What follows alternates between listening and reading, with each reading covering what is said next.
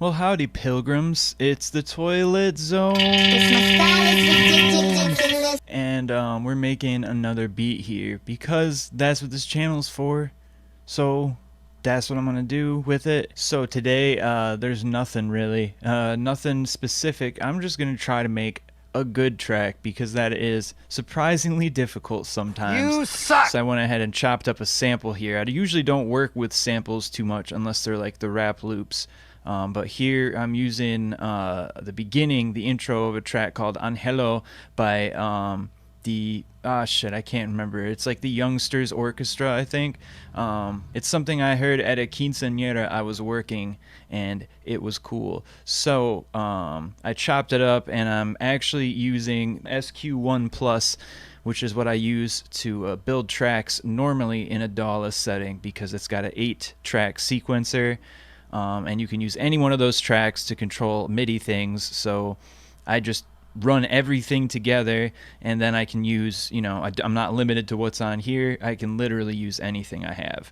And then in addition to that, I don't even use those 8 tracks for the drums because it's just syncing up to machines that are playing their own patterns and songs. So a lot of possibilities. But anyways, less talking in this one, just going to be a quick little beat vid, hopefully quick. I mean, hopefully it doesn't take me 5 fucking hours to make a good track. You suck! God damn.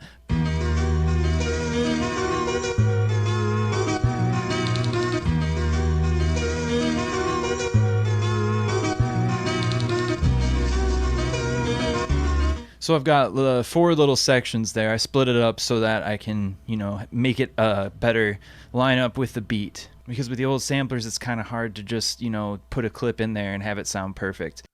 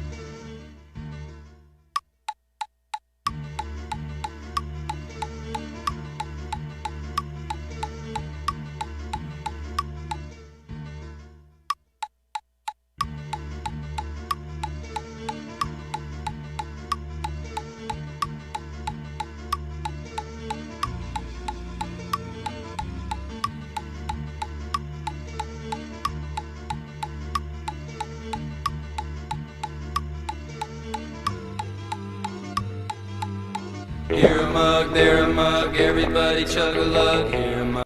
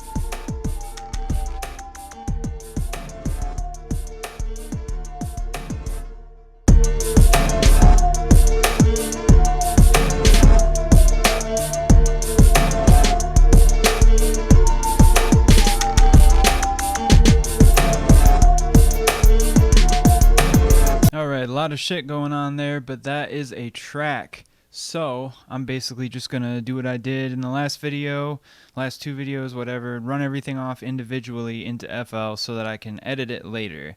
So it's gonna take a while. We'll come back and look at it in FL. But first, real quick, let's take a look at how this is routed, because this is absolute insanity. This is just complete chaos. So we've got back there on the laptop FL, which is going through all the shit I talked about before, my MIDI controller. So FL through the microKORG is telling this Alesis drum machine when to start. That is telling the DR770 drum machine when to start. I've got a song in there built from 4 patterns that just keeps looping because it's chained to itself. The Alesis is just one pattern, a 16-bar pattern that just keeps looping. So these, the Dr. Rhythm then is sending through the MIDI through to send that signal somewhere else, and that goes to here. And this is where basically this SQ1 Plus, this is my production station for non-computer beats. So I started on this. I programmed the sample chop there. I programmed that with this. I programmed a part on this guy right here. This is the Kawai K1M, just kind of a module synth unit. And then we've also got down there the Proteus synth from Emu Systems. There's something off there too. So basically this thing, it has a sequencer. So I wrote parts in here. I think it was 32 bars for each of those synths. So then this, not using the MIDI through, I'm using the MIDI out, so that this is a MIDI controller for the sampler. That is daisy chained to this so that that can control it as well. This is daisy chained to the Proteus, and this is controlling it as well. They're all set to different channels, which is how that works. And the other respective channels are turned off on the machine. So I'm using channel 1 for the sampler. So channel 1 is turned off on here and here, and the Proteus, so that there's no cross note bullshit or whatever. But anyways, that is kind of how it is set up. And so now we get to mute everything one by one and record it into FL. Okay, so we're back here at the FL view again. I have taken the time to name everything so I don't get confused. I used to not do this, and my shit was a mess. And every time somebody like wants, you know, stems of an old track for whatever reason, it's just fucked to try and get it. I don't know why I did things that way, but whatever. Also, I got myself here in the bottom corner. I saw somebody do that on a beat vid and was like, I could probably do that. If it's weird, I don't know. It seems kind of weird. Maybe I won't do it again. And then over here in the channels, we've got everything sent to a separate channel, separate track, whatever. And I have not applied any effects. So that's what we're doing now. And then probably gonna plug in that Akai and use those faders to do a final mix. I've got 1, 2, 3, 4, 5, 6, 7, 8, 9. So that's 3 more channels than I have faders for on that thing, but that might be alright because some of the stuff probably isn't going to get messed with too much. I'll show you what is on each track here, just so that you can see what's up. So this one is the SR16 drums. I recorded it all the way through, but I brought down the snare there so that I had some variation. And then I went in, and I'll show you here, this track up here. I chopped it up and kind of decided where I wanted that snare drum part to come in. Yep, and there it goes. And we got the 808 coming in. It's the DR660 808. I don't think I'd ever buy a real 808. What's the point? And we got the K1 synth.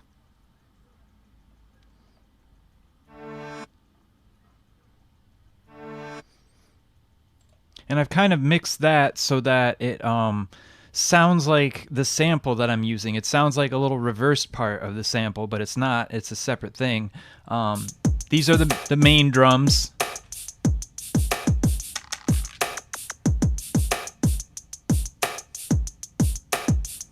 Those are the main drums. And then I did the same thing here, where I did some parts with just the hi-hat. so that I could use that for an intro. And then yeah, I just went in and cut it up, made a little couple changes there. So probably the drums won't get faded too much. And then what do we got next? The choir synth. That is coming in. That's a sound from the Ensoniq. I actually, yeah, the 3 sounds from the Ensoniq. This is also coming in off the Ensoniq. Everything recorded track by track, just by going into whatever machine, bringing everything down, all the levels down except what I want to record. Tedious, but if you're willing to take that step, you get a lot more functionality out of your tracks. More chances to fix stuff that maybe doesn't sound so good. And also, you're just not worrying about trying to mix it live, which I do like doing that, but right now I kind of like to fuck with my tracks a little more. So here's the cowbell. The cowbell on that thing, the Ensoniq, sounds to me just fucking way more drift. Sounds like drift music way more than the fucking 660. So I use that one a lot more. I kind of like the sound more. Got that kind of 80s bass that came from the Ensoniq. This is the Proteus. Kind of a creepy little lead synth off the Emu Systems Proteus synth. I couldn't get there's some fucked up thing with the MIDI where it like erased the track that I wrote on the Ensoniq sequencer. So if you see here, I just went and I just re-recorded it using the microKORG, just replayed it into FL, and there you go. That's what I played, and then I cleaned it up. Basically the same thing, and then I just looped it and recorded it. And as you can hear, it was kind of fucking up while it was recording, but I kept it because it just sounded kind of weird and old-fashioned, you know, like an old 78 RPM record with a you know, got the sample.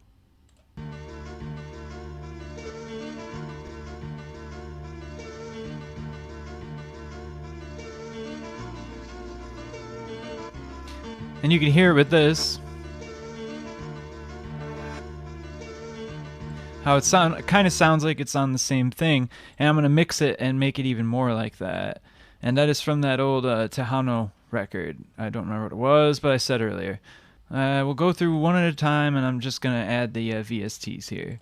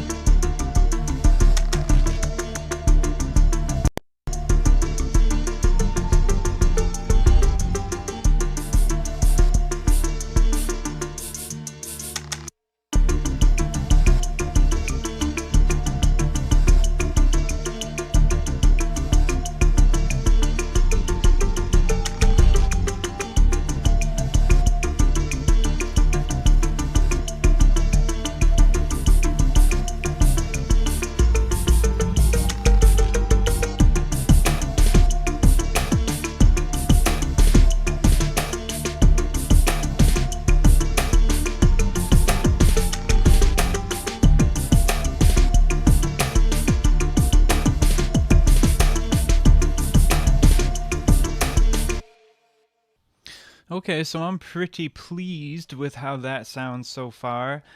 That's probably about all I'm going to do for effects, except I am going to probably put some mastering effects on here. I know a lot of people swear by not putting mastering effects on the master bus, and they export and then they do separate mix down, but I like to still be able to tweak the levels while I'm hearing the mastering effect, because it makes some things a lot different. It might make something sound a lot louder than it does in my mix, and I don't want to go back and forth. And plus, like, I don't know, I'm making lo-fi beats, not to chill or relax or study to, but nonetheless, I think that it's fine. I'm not using a shit ton of effects. I'm not using a bunch of automation or anything that's going to fuck it up.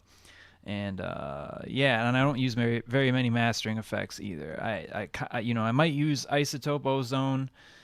A lot of people like that one. It is a good one. I am not a mastering engineer. I understand it to an extent, but I also have some other ones, and usually I'm happier with those than the Isotope. So I'll probably end up using those. But I'll kind of show you what I did here. So the SR16 drums, just a little reverb and compression to make them sound. We'll go here.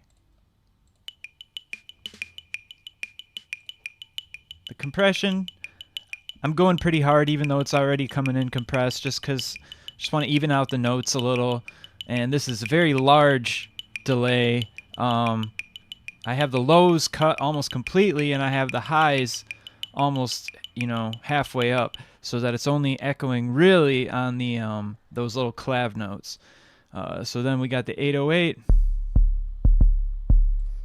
Slammed that with the Camel Crusher, and something I don't normally use is the filter. I did use it today just to cut those little high clicky parts of the 808, which the 770, the 808s are a little more harsh than the ones on the 660. That is the only real drawback I can see. It has all the other sounds and a bunch more, but the 660, still my favorite, doesn't matter. K1 synth here. So this one, I put a bit crusher on it to make it sound more like the crushed quality of the sample, kind of blend it with that even more. I also cut down the lows and accentuated those highs so that the same frequencies kind of match with that sample there. I'll show you what those sound like together. It doesn't necessarily sound like it's the same clip, but it has similar sonic quality, so it sits right there next to it in the mix. And then just a little delay to kind of blend it even more. I think I had it set to 6-beat delay. Then we got the main drums. I turned up the highs a bit so that the cymbals kind of stand out, and then we just hit it with the Camel Crusher like normal. Just a little heavy-handed compression. That's my technique. The choir synth, just the sound goodizer. I'm not gonna go wrong there. I think it's the D setting. D setting, I don't know exactly what this does or what the fuck everything is. Somebody told me it's got like sound like expander and make the dynamics of the song stand out a little more. And then it's got some type of EQ because it's definitely raising the bass up on setting D. I like A and D. These two, I don't really fuck with B and C. The cowbell. Camel Crusher, my go-to fucking compressor when I want just kind of a dirty compressor sound. This has very little distortion, but it does have some. And then the EQ, I just kind of dropped all those lows down and accentuated the highs because this cowbell kind of is a little more darker tone. The Insonique bass.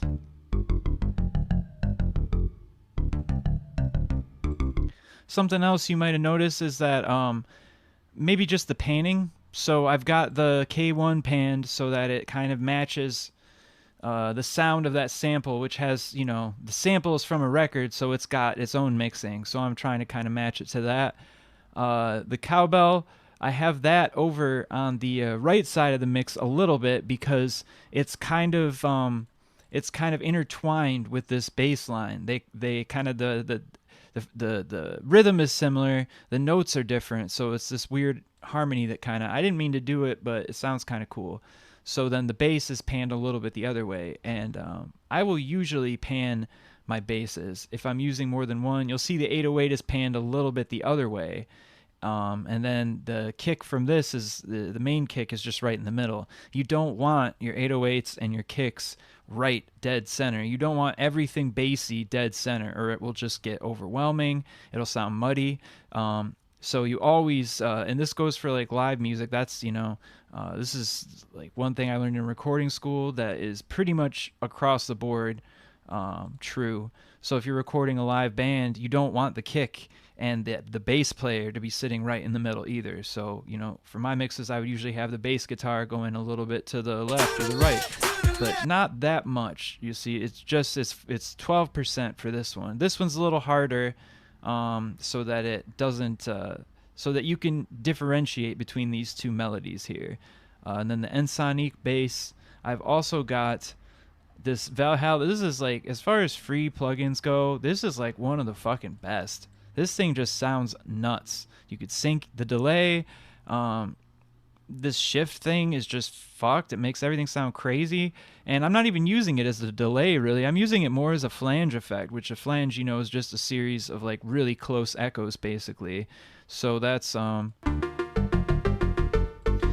of making it just sound, not quite as fake and plasticky as it does coming off of the Ensoniq. A lot of those sounds just kind of, dated and not in necessarily the coolest way, but it has a lot of customization, so I still use it. But so that just takes that away. It also makes it sit differently in the mix than this, a little more, just kind of makes them sound even more different.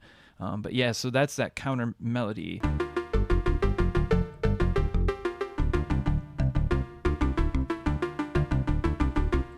So you hear I was creating harmonies, and that, like I said, wasn't fully intentional. That's just kind of how I write stuff, but I want it to stand out because it sounds kind of cool. Oops, I skipped the Proteus synth here.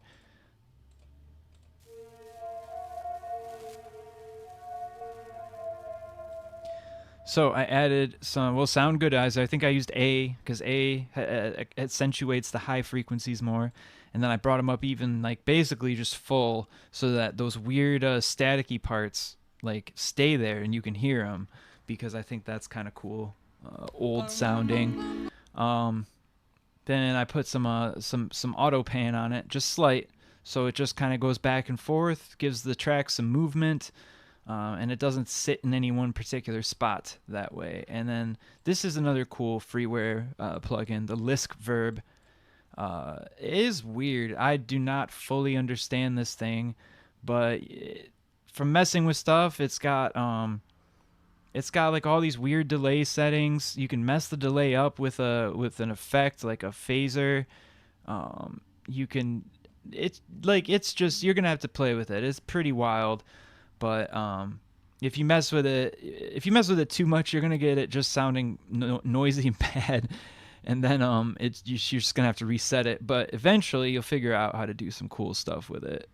Very different reverb / delay, and that just makes it sound even weirder. I think it's got you can hear it's got delay there, but it's kind of like fading out in a weird way and very close reflections. And then this sample here, lastly, I've just got the Maximus on it. Make it just, I don't care about the dynamics in this sample. I want it to be just a constant volume. So even though we compressed it with the machine itself, we compressed it with the outboard sampler or compressor.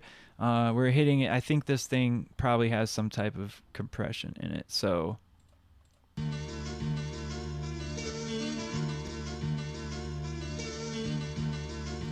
and then I just cut a little bit of the lows, since there's a lot of bass in this track already. And the sample, there's nothing, it's just doubling the notes, the root notes of that piano part. So it's not really necessary to have that low end in there. Everything all together sounds like this.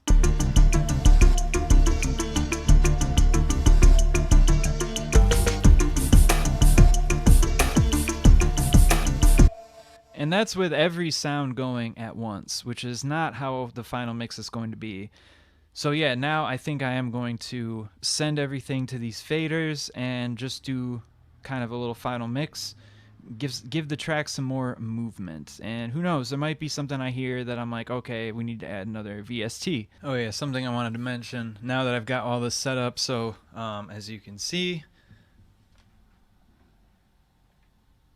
I can make those faders move with my little board now. I use all 6 faders, and also I used 2 of the knobs because some of the knobs don't work anymore, but a couple of them do. So I've got 8 out of the 9 tracks that I'm able to mix live. And how I did that is by right-clicking on the track that I want once you got your MIDI controller hooked up.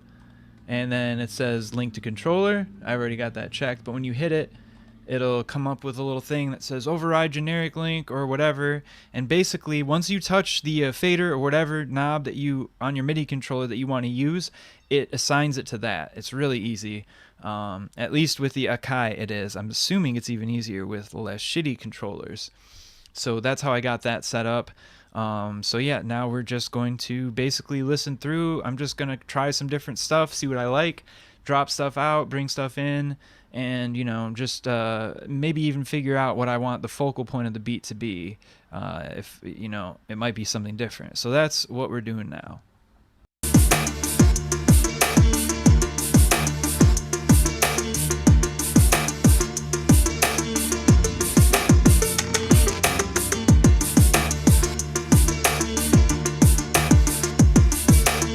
Yeah, that's pretty much it. I applied mastering effects. I was thinking about going with my normal chain, but I went with the isotope because this is a pretty clean track, so pretty easy to just drop a preset on there. I used depth and clarity, and then I went back and I turned down a few things. I'll just show you what the finished product sounds like here.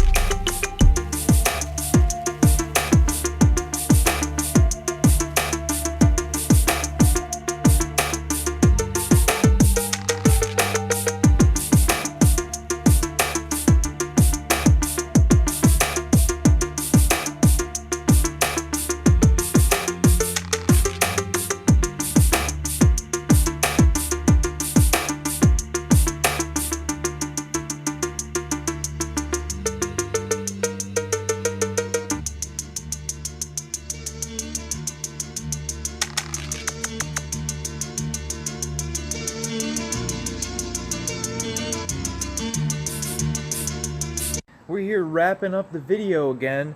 You know what it is. You fucking know what it is. Thanks again to everybody who's sending in these cool tracks. It's a lot of fun doing these visuals for them. I got either 2 or 3 more. I'm not sure what we're gonna do here. If you want your track in a video with a cool little VHS mix visual, just submit those to me at DepressiveTonguePosse@gmail.com or on Instagram at MrFix. I'll catch you guys later.